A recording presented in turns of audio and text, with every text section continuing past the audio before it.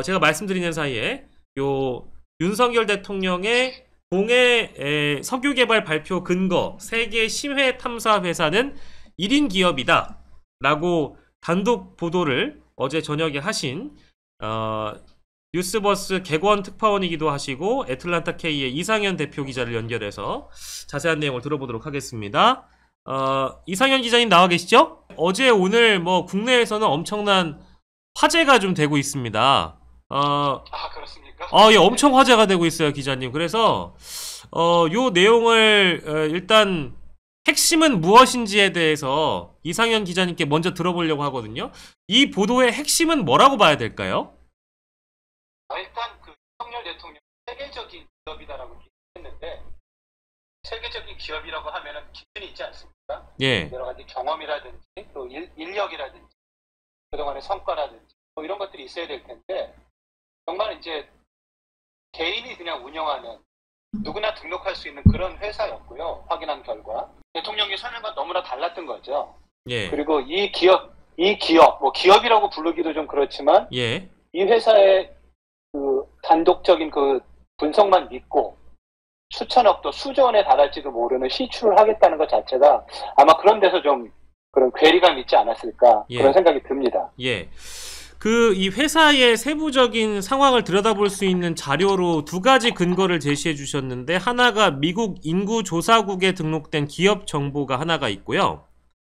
그리고 줌인포라고 부르는 기업 정보 사이트가 있는 것 같아요. 근데 여기에 이제 매출이 나와 있는데, 요 매출에 대한 내용을 기사 내용에 담아 주셨는데, 글쎄요, 그러니까 그 인구조사국에 등록됐다고 하면은 이게 아주 오피셜한 정보일 텐데, 평균 매출이 27,000달러라는 거는 사실 세계적인 기업이라고 하기엔 상상하기 어려운 수준 아닐까요?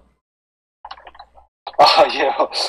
그 주민표에 나온 530만 불도 세계적인 기업이라고 보기 어려운 수준이죠.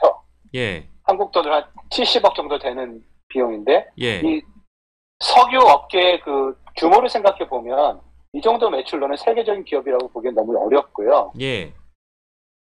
그 다음에 그 앞에 말씀드렸던 27,000불은 이제 미국의 이제 인구조사국 통계, 연방정부의 통계죠.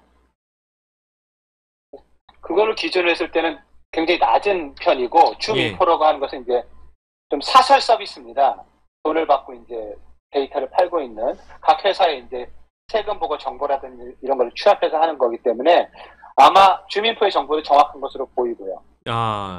예. 그리고 여기가 이제 뭐 법인명이 아브레우 컨설팅 앤 트레이닝이라고 적혀 있고, 뭐 주 업종과 부 업종에 대한 내용도 이렇게 나와 있습니다만, 여기에 그 직원 수나 내지는 참여하고 있는 인물들의 면면을 봤을 때 너무 급작스럽게 직원 수를 늘리려고 했다거나, 아니면 지리 컨설팅이 주업종이 아니라 부업종이라고 한 대목도 어찌 보면 대한민국이라는 나라가 이런 거대한 프로젝트를 맡기기에는 이것도 좀 수상한 부분이 아닐까 싶은데요. 어떻게 평가하세요? 일단 그 액트지오라는 그 회사는 이런 그 심해 탐사에 관련돼서 그런 분석을 하는 회사는 분명히 아닙니다. 액트지오라는 회사는 그 빅터 아브로라는 그 영어로 에이브로라고 해야겠는데 그분이 개인적으로 이제 미국에서는 이제 혼자 비즈니스를 하기 어려우니까 이런 1인 기업을 만듭니다. 그래서 기업을 만들어 놓고 이제 세금 처리를 하는 거죠. 예. 그러니까 뭐 페이퍼 컴퍼니란 말도 있는데 뭐 그렇게 말하자면 그렇게 몰아가자면 그럴 수도 있지만 그런 건 아니고요. 자기가 벌어들인 수익을 이 회사를 통해서 세금 보고를 하는 겁니다. 그러니까 제가 보기에는 한국 정부는 이 회사에 맡겼다기보다는 그 아브라유 박사라는 그 개인한테 맡겼다고 저는 봐야 될 것 같아요. 이 회사가 한국 정부와 계약을 맺고 진행했다기보다는 혼자서 아브레우 박사 혼자서 내린 결론을 토대로 대통령이 발표를 한 것이다. 예, 아브레우 박사가 유명한 분이니까 이분한테 맡기고 이분한테 이제 의뢰를 했을 때 이분이 다른 회사가 없으니까 이 액트지오라는 회사 이름으로 계약을 했겠죠. 하지만 이 액트지오라는 회사는 한국 정부가 말한 대로 심해 그 석유 탐사를 전문으로 하는 기업은 절대 아니라는 겁니다. 교육을 위주로 먼저 그런 이분이 이제 전문이 지층학이에요. 그러니까 예. 예전부터 화석들이 어떻게 쌓여가지고 층층이 이루어지는지 그 전문입니다. 아. 네, 그거 관련해서 전문가들 양성하는 그런 교육도 현장에 가서 또 그런 엑슨모빌이나 이런 기업에서 요구할 때 가서 그런 교육을 제공하는 업체예요. 기본적으로는. 예. 그러니까 한국 정부에서 말한 그런 기업은 아니기 때문에 제가 보기에는 그리고 이쪽에서 보기에는 한국 정부는 이 에브리오 박사 개인하고 계약을 맺었고 이분이 이제 몇 명의 이제 전문가들을 초빙해서 분석을 했겠죠. 그리고 1인 기업 이런 기업이 아니라는 거를 빨리 뭔가 좀 이렇게 덮기 위해서 그랬는지 모르겠지만 이게 기사 내용을 보면 지난 5월 31일에 르네 종쿠라는 박사가 영입이 됐다고 기사에 나오거든요. 근데 이 지난 5월 31일이 그 지난해가 아니라 그러니까 지난달을 그 말씀하시는 거죠? 네, 3일 전, 4일 전이죠. 예, 그렇습니다. 3일 전에 이 지질학자를 영입해서 이분은 영국에서 업무를 보게 되는 거다라고 밝혔다고 전했다고 하는데, 이거는 뭔가 이제 대통령실과 대통령의 어떤 발표로 미뤄 짐작컨대 시기가 좀 오묘하게 느껴져서요. 이게 저만 그렇게 생각을 하는 걸까요? 어떻게 봐야 될까요? 아마 좀 너무 수상하죠. 예, 그 발표하고 맞물리는 거고요. 예. 그래서 그 발표에 앞서서 이 액트지오의 ACT잖아요. 예. 그 ACT가 아브레오 컨설팅 앤 트레이닝입니다. 예. 그걸 약자를 ACT로 한 거겠고, 예. 본인의 그냥 개인 기업이라는 게 너무 드러나니까 그 이름 자체도 그 원래 법적인 명칭을 안 쓰고 액트지오라는 것으로 발표를 했고요. 예. 뭐 그렇게 보입니다. 그리고 본인이 또 대표로 돼 있으면 또 너무 개인 기업 같으니까 아마 자기하고 친하게 지냈던 동료를 디렉터, 그러니까 대표로 영입을 하고 자기는 고문으로 빠지지 않았을까? 그렇게 보이는 부분이 있죠, 분명히. 그 링크드인에 소개된 관계자가 르네 종쿤가 이 사람만 있는 게 아니라 다른 사람 몇 명 또 있잖아요.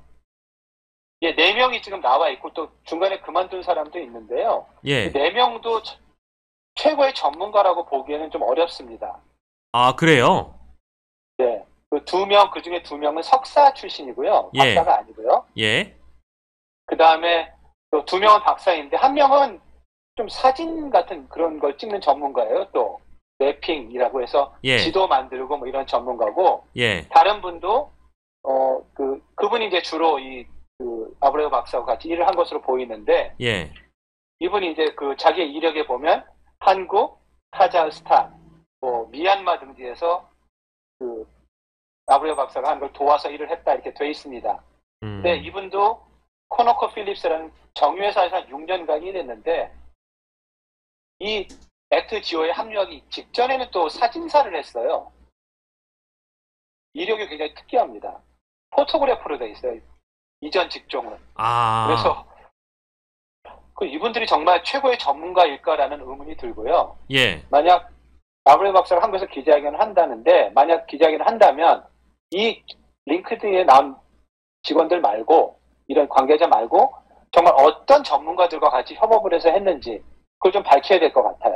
르네 종크는 3일 전에, 그러니까 5월 31일에 영입이 된 건데, 그러면 아까 말씀하신 사진사 출신이라든지 석사 학위 소지자들, 다른 사람들은 어느 시점에 영입이 됐는지는 그건 나와 있진 않는 거죠.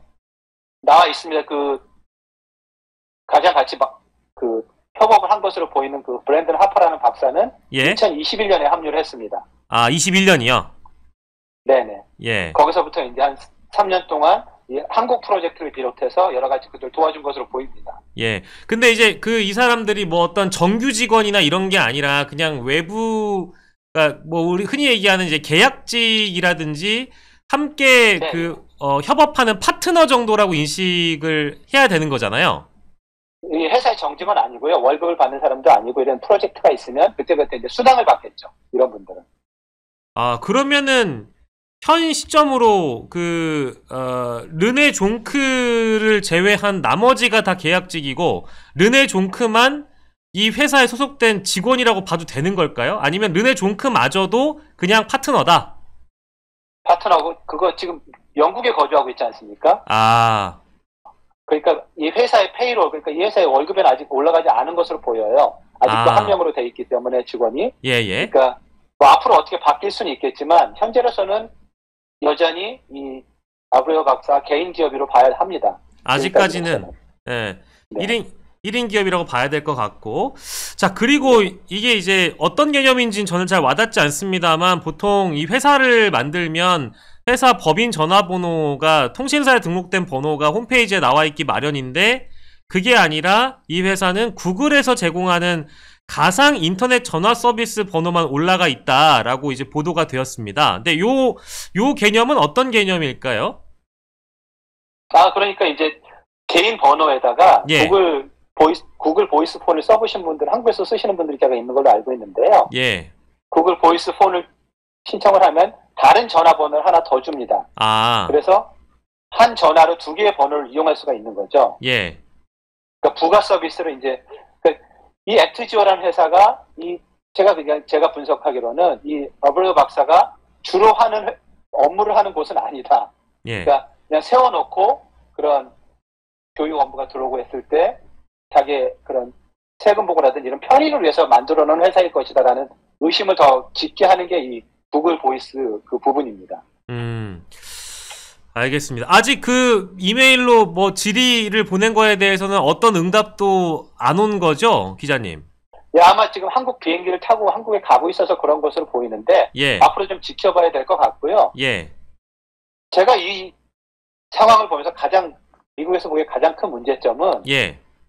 이렇게 큰 프로젝트를 수조 원에 달할 수도 있고 뭐 2,000조 가까이 된다는 프로젝트 아닙니까? 예. 이거를 한 회사, 그것도 세계적인 회사라고 포장은 했지만 심지어 엑슨모빌 같은 세계 최대의 정유 회사도 이런 큰 프로젝트를 할 때는 거기에도 과학자가 수천 명이 있습니다. 자기네 예. 소속 과학자가. 예. 그렇지만 외부 컨설팅을 또 합니다. 워낙 이게 중요한 문제이기 때문에. 예. 근데 한국 정부의 해명을 들어보면 어떤 경우는 한 회사에만 맡기기도 한다는데 그건 거짓말이에요. 아, 그렇습니까? 예. 그냥 소규모 프로젝트, 아주 소규모 프로젝트가 아니고 이런 국가적인 사업을 분석을 이 분석이 끝나면 바로 시추에 들어가는 그 분석을 한 회사에 맡긴다는 건 있을 수 없는 일입니다. 와. 그렇죠. 비교하고 분석해서 누가 더 전문적인지 또 뭐랄까 들어가는 비용 대비 고효율을 낼 수 있는 회사를 고르는 것이 사실 뭐 기업뿐만 아니라 국가에게서도 대원칙이겠죠. 왜냐하면 세금이 들어가는 문제니까. 그럼요. 그 엑스모빌도 그런 큰 회사들도 굉장히 그 위험한 투자이기 때문에 석유 시추를 한다는 것은 확률이 굉장히 떨어지지 않습니까? 예. 그러니까 돌다리도 두들겨 본다는 심정으로 여러 다각적인 이 검증을 거치는 건데 어떻게 이렇게 그 액트지오라는 회사의 이름을 믿고 분석을 믿고 그냥 진행을 한다? 이거 자체는 굉장히 문제가 될 수 있다고 봅니다. 예.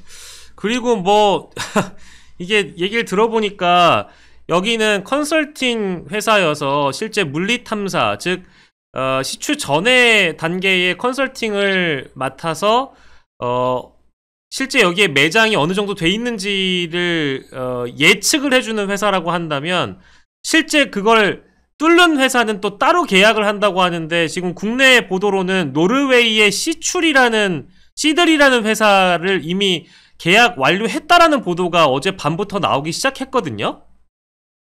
그것도 너무 빨리 계약하지 않았나 싶기도 하고요. 이제 지금 그러니까 기자님 분석에 따르자면은 뭔가 이 컨설팅 업체도 수상한데 이미 시추회사와 몇백억 원대 계약을 완료했다고 한다는 것은 이게 속도가 장난이 아닌 거잖아요. 지금 이 일 처리하는 속도가.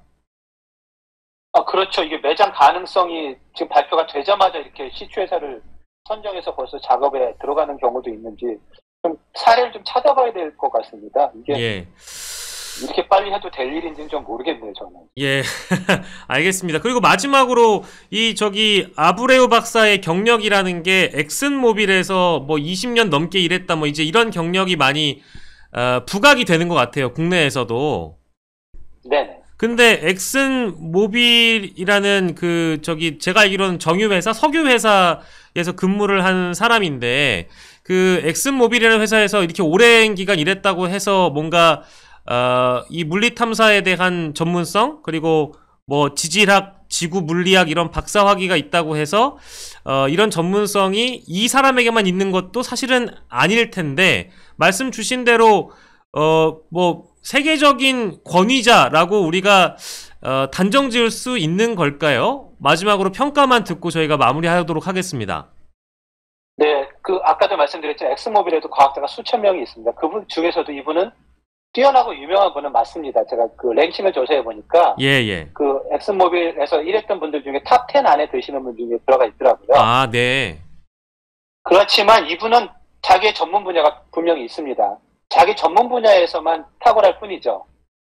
그러니까 석유가 진짜 매장되어 있는지를 확인하기 위해서는 수십 명, 수백 명의 전문가들이 모여서 뜻을 모으고 자기 각자의 전문 분야를 대한 의견을 내놓아야지 이게 가능한, 이게 오케스트라 같은 일인데, 이분 한 분만의 명성만을 믿고 이분 한 분이 했으니까 괜찮다라고 하는 거는 굉장히 위험한 발상이라는 겁니다. 그러니까 그래서 윤석열 대통령도 세계적인 기업이라고 이제 포장을 했던 거잖아요. 예. 하지만 세계적인 기업은 정말 수백 명이 모여서 이런 프로젝트 하나에 수억 달러를 받고 수주를 하는 것이 세계적인 기업입니다.